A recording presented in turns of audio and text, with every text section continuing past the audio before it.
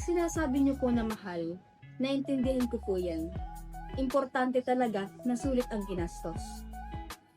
Una po nating tinitingnan is yung presyo, pero yung parts na mga bumubuo dito, ano-ano nga bang value nito?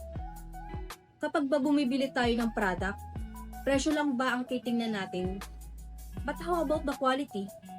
The services? E naisip ba natin kung gaano mo katagal mapapakinabangan? Isipin mo na nag-invest ka sa isang bagay na habang tumatagal, maisip mo na worth it pala.